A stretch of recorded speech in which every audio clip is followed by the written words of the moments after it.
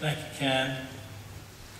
Just before we begin our study in the Word of God this morning, I would like to take the opportunity to remind folks that this service is this evening.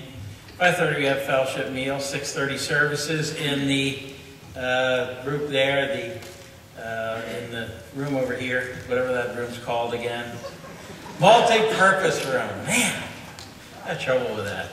Anyway, we're starting a new study there, which is really going to be a little more topical, at least for a while. We're going to be looking at some of the things that are happening in the news and then applying them to scriptures and scriptural principles so we can better understand the times and better see that the Word of God is fresh and it applies to many of the things that are happening today. So if you're interested in that, we'll be doing some speaking, but there also will be opportunity to discuss, probably thrown in there quite a bit, if that's what the folks want to do. If they don't, we'll just keep preaching. So if you come out and want to join us for some of those things, I'm sure that you will enjoy that study.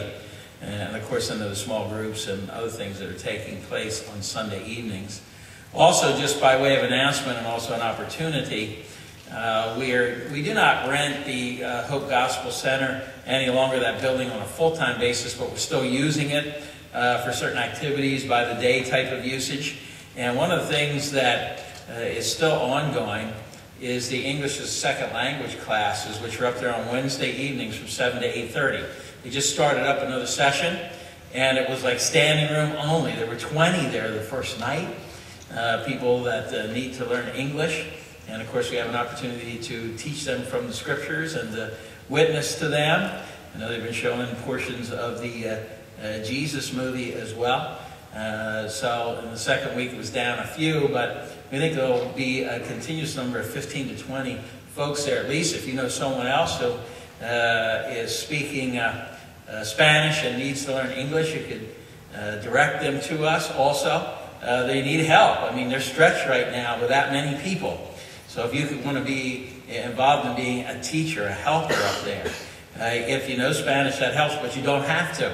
Many of the teachers don't. You go over their English lessons and help them, and it is a great opportunity to help out the teachers that are there. So if you're interested in that, you can see me. You can see Tom Steyer, and we'll get you squared away with that if you need more information, or just show up there on Wednesday nights. It starts at 7 o'clock. Now, this morning, well, you're driving along the road, and you come to the signs that you hate to see, or at least I hate to see them. And someone is holding up signs. They have someone there with a flag that says slow work area ahead. Generally, it will say things like speeding fines are doubled in these areas. Sometimes you see signs that say, slow down, my mommy works here. That's one of my all-time favorites, by the way. As if that, if you're not going to... Because I know a lot of people, when they see those, and they see they're coming, and it says slow down, it's going to go from 2 to 1 lane, or 3 to 2. What does everybody do? They speed up. Because we got to get ahead of the ones, we can't slow down for this thing. And of course, sometimes they go to the extremes of placing a policeman there to sit and to watch those things. But, and then we come upon the scene, and if you're like me, and I think most people are, we look to see how many people are working, right? We really look at that. How many of you guys are standing around?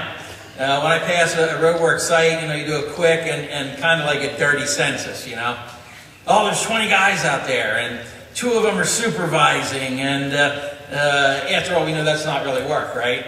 Supervising isn't really work, and 6 are leaning on their shovels, and 3 are talking on their cell phones, and 4 of them are drinking water or having some kind of beverage or another, and you go by the porta potty and you're sure there's at least 1 in there, and 2 others are in line to get in there, and one of them's driving some piece of big machine, and that's not work either. That's kind of fun.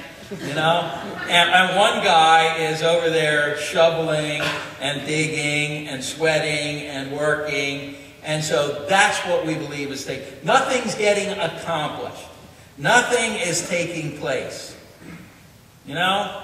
And what do we think about it? Oh, isn't that terrible? Oh, well, it's only money. Oh, no, it's our tax dollars. But you know, we don't know all the story, do we, many times? And in fact, supervising is work.